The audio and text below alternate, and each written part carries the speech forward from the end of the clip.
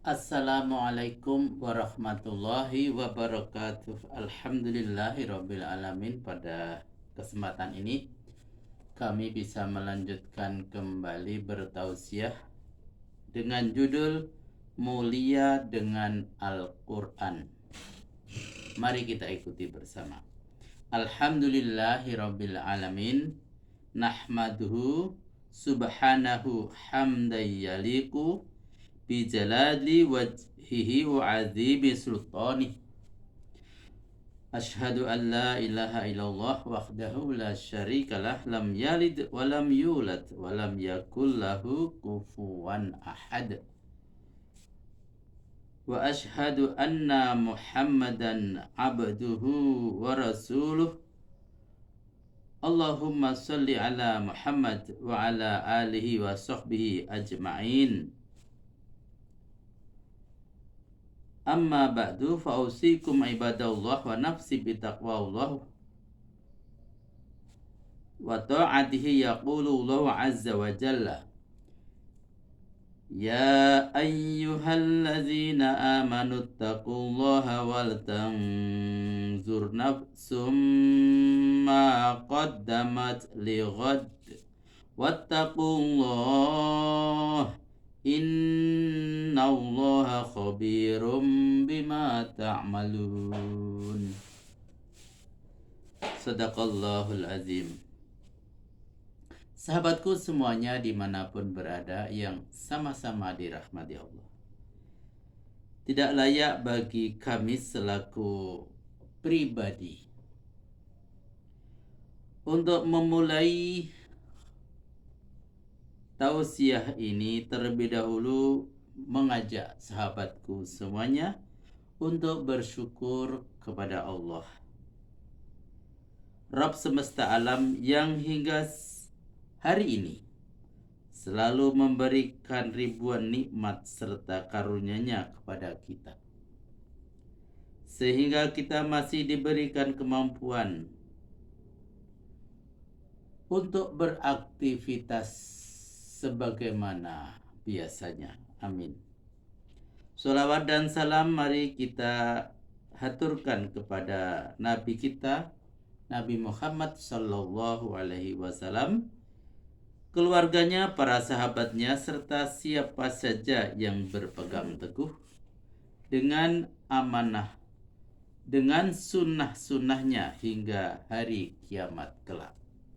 Sahabatku semuanya dimanapun berada yang sama-sama dirahmati Allah, Al-Quran adalah kitab samawi yang diturunkan oleh Allah kepada Nabi Muhammad Sallallahu Alaihi Wasallam melalui perantara malaikat Jibril.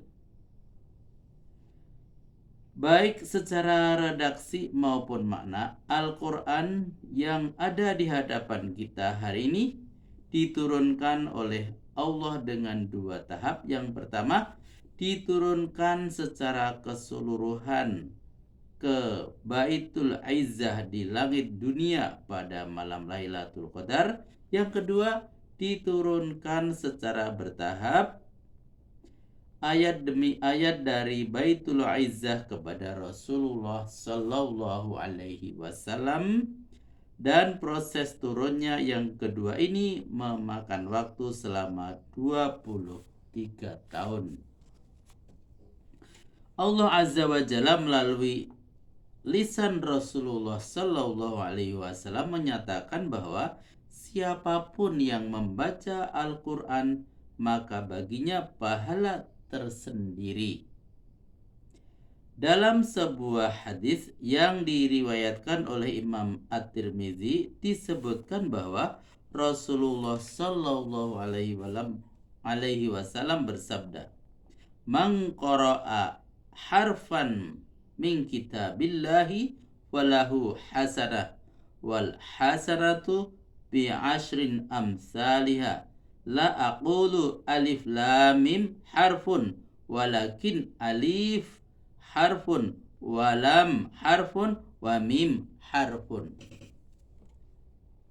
Barang siapa yang membaca satu huruf dari kitab Allah Al-Quran maka baginya satu kebaikan, dan satu kebaikan itu berlipat menjadi 10 kebaikan.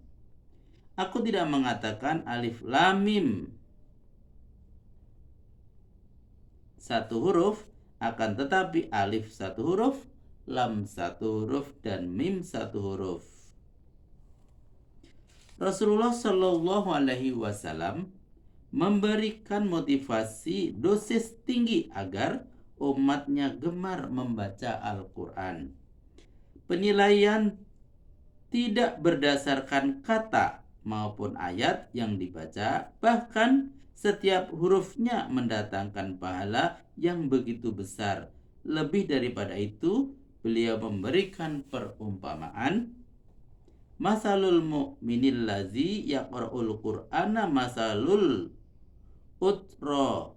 utrojatin rihuha toyibun wa ta'muha toyibun wa masalul mu'minil lazi la yaqra'ul qur'ana masalut tamrati li arihalaha wa ta'muha khulun wa masalul munafiqil ladzi yaqra'ul qur'ana masalur raihanati rihuha thayyibun wa ta'muha murun wa masalul munafiqil ladzi la yaqra'ul qur'ana kamasalil khanzalati laisa laha rihu wa ta'muha murun. Perumpamaan seorang mukmin yang membaca Al-Quran seperti buah utrujah, sejenis jeruk yang memiliki wangi yang sedap dan rasa yang manis. Sedangkan perumpamaan seorang mukmin yang tidak membaca Al-Quran ibarat buah kurma yang tidak memiliki bau namun rasanya manis. Adapun perumpamaan seorang munafik yang membaca Al-Quran ibarat buah raihanah yang memiliki wangi yang sedap tapi rasanya pahit.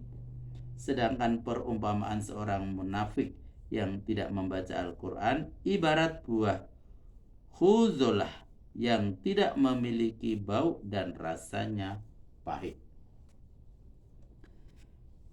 Sahabatku semuanya dimanapun berada yang sama-sama dirahmati Allah, diakui maupun tidak, fenomena masyarakat dan diri kita terhadap Al-Quran hari ini sungguh menyedihkan. Kita semua hari ini lebih dekat dengan gadget dibanding dengan Al-Quran. Kita lebih setia terhadap rutinitas kerja kita dibanding dengan Al-Quran. Semua hal itu tercermin dengan nyata jika kita memperhatikan bagaimana diri kita saat mendapatkan waktu luang. Seringkali yang kita lakukan untuk mengisi waktu luang adalah dengan menengok gadget, berlama-lama berselancar di sosial media, menjaga keeksisan di tengah rekan-rekan tanpa diimbangi, menjaga kesejukan hati melalui membaca Al-Quran. Sahabatku semuanya dimanapun berada yang sama-sama dirahmati Allah, mari kita renungkan curahan hati Rasulullah Shallallahu Alaihi Wasallam yang telah diabadikan oleh Allah dalam firman-Nya, wa qala Rasul ya Rabbi inna qaumi ittakhadhu hadzal qur'ana mahjura. Dan Rasul Muhammad berkata, ya Rabbku, sesungguhnya kaumku telah menjadikan Al-Quran ini suatu yang diabaikan. Al-Quran surat Al-Furqan ayat 30. Dalam tafsir Jalalain disebutkan bahwa makna dari mahjuro adalah matruka, yaitu ditinggalkan. Di dalam tafsir Al-Quran Al-Azim Imam Ibnu Katsir menjelaskan makna meninggalkan Al-Quran. Apabila dibacakan Al-Quran, mereka itu membuat bising dan bercakap-cakap tentang perkara lain, sehingga mereka tidak mendengar bacaan Al-Quran. Inilah satu bentuk meninggalkan Al-Quran. Tidak mempelajari dan menghafalnya merupakan satu bentuk meninggalkan Al-Quran. Tidak beriman dengannya merupakan satu bentuk meninggalkan Al-Quran. Tidak menghayati dan memahaminya adalah satu bentuk meninggalkan Al-Quran. Tidak beramal, tidak mengikuti arahannya, dan tidak menjauhi larangannya merupakan satu bentuk meninggalkan Al-Quran. Mengutamakan perkara lain seperti syair, kata-kata manusia, nyanyian, permainan, hiburan, maupun perkara lain yang semisalnya melebihi Al-Quran merupakan satu bentuk meninggalkannya juga. Sahabatku semuanya dimanapun berada yang sama-sama dirahmati Allah. Sahabat Abu Bakar dan Umar bin Khattab ketika menjabat sebagai khalifah tidak memperkenankan para sahabat sekelas Abu Hurairah untuk meriwayatkan hadis. Penulisan hadis secara resmi baru dimulai ketika Umar bin Abdul Aziz menjabat sebagai khalifah pada tahun 99 Hijriah, yang melatar belakangi semua itu tidak lain dan tidak bukan adalah supaya umat Islam tidak disibukkan dengan hadis sehingga terlalaikan dari Al-Quran. Khalifah-khalifah yang memegang urusan kaum muslimin ketika itu menginginkan supaya umat Islam benar-benar fokus terhadap Al-Quran, fokus belajar, membaca, dan mendalami makna-makna ayatnya, fokus menanamkan Al-Quran di sanubari terdalam sehingga ruh Al-Quran menyatu dan menjadi landasan dalam setiap amal. Hari ini mari kita berkaca betapa menyedihkannya diri kita yang menyibukkan diri dari Al-Quran, bukannya hadis-hadis Nabi, bukan pula amal-amal soleh lainnya. Justru yang menyibukkan kita dari Al-Quran adalah rutinitas memburu dunia, bergadget ria, berselancar di dunia maya, dan rutinitas lain yang serupa. Sahabatku semuanya dimanapun berada, sesungguhnya Allah tidak akan merubah suatu kaum kecuali kaum itu sendiri yang merubah dirinya. Jika kita tidak merubah diri kita, maka Allah pun tidak akan merubah kita.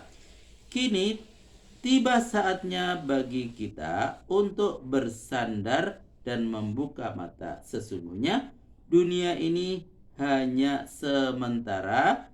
Jika kita masih tetap terlena dengannya, maka kesengsaraan yang tiada ujung akan menjadi hadiah bagi kita. Rasulullah Shallallahu Alaihi Wasallam telah mengingatkan kita jauh-jauh hari. Wal Qur'anu hujjatul laka au alaika kullun nasi yaghdu faba'i'un nafsahu famu'tiqha au mubikuha. Dan Al-Quran dapat menjadi hujah yang meringankanmu atau bahkan menjadi hujah yang memberatkanmu. Setiap orang berpagi-pagi menjual dirinya. Akankah dia memerdekakan dirinya ataukah justru menghancurkannya? Hadis riwayat Muslim.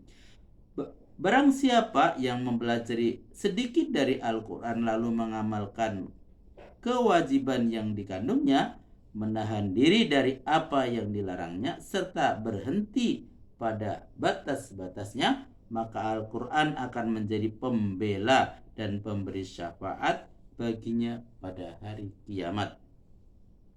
Dan barang siapa tidak membaca Al-Quran terlebih tidak mengamalkannya, maka kelak Al-Quran itu akan menjadi hujah yang memberatkannya, akan menjadi penuntut baginya pada hari kiamat di hadapan Allah Subhanahu wa taala.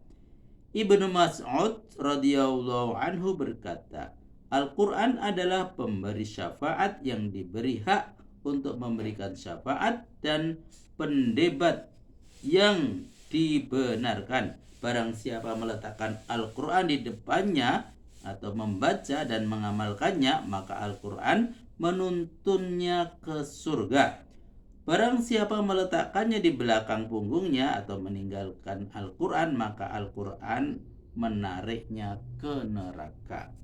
Ibnu Mas'ud radhiyallahu anhu juga berkata, pada hari kiamat Al-Quran akan didatangkan. Al-Quran memberikan syafaat kepada orang yang membacanya, kemudian menuntun mereka ke surga atau menjadi saksi pemberat atasnya, lalu menyeret mereka ke neraka. Semoga kita diberikan kemampuan oleh Allah untuk berubah dan menjadi mukmin yang senantiasa hatinya bertaut dengan Al-Quran, sehingga hati, jiwa, dan pikiran kita bertaut dengan Allah Subhanahu wa ta'ala. Alhamdulillahirrabbilalamin. Demikianlah tausiah pada hari ini yang berjudul Mulia dengan Al-Quran. Terima kasih atas segala perhatiannya dan sampai jumpa pada video-video berikutnya.